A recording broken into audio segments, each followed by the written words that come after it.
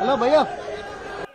Telugu Desam party వ్యవస్థాపకులు ఆయన 101వ ఈ జయంతిని పురస్కరించుకొని మరి ఇక్కడ అందరూ కుటుంబ సభ్యులైతేనేమి పార్టీ కార్యకర్తలు అందరూ కూడా ఆయనకి ఘన నివాళులు అర్పించడానికి ఎన్టీఆర్ ఒక శక్తి ఆయన ఎన్నో సందర్భాల్లో చెప్పడం జరిగింది. ఎన్టీఆర్ అంటే కేవలం నందమూరి తారక రామారావు మాత్రమే కాదు, అంటే ఎన్నట్టు నటనాలయం, ఆయన ఇల్లు ఒక నటనాలయం, అందులో ఆయన ఒక నటరాజు నరసింహుడు. టీ అంటే తారామండలంలో తారక ధ్రువ తారకుడు, ఆర్ అంటే రాజర్షి రారాజు రాజకీయ దురంధర యుగంధరుడు, రమణీయ రమ్య కమనీయ సౌమ్య గుణధాముడు అని.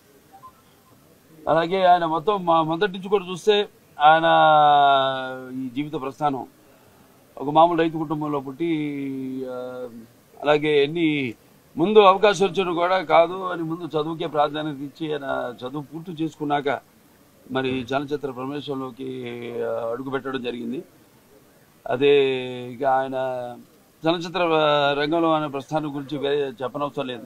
ఎన్టీఆర్ అంటే ఒక నటనకు నిర్వచనం, ఎన్టీఆర్ అంటే ఒక నవరసాలకు ఒక అలంకారం, ఎన్టీఆర్ అంటే నటనకు ఒక విశ్వవిద్యాలయం. తర్వాత ఆయన ఈ రాజకీయ రంగ చలనచిత్ర పరిశ్రమలో మకుటలేని మహారాజుగా ఉన్నప్పుడే ఆయన ఈ చలనచిత్ర పరిశ్రమ నుంచి నిష్క్రమించి ఇటు రాజకీయ రంగ ప్రస్థానం చేయడం జరిగింది.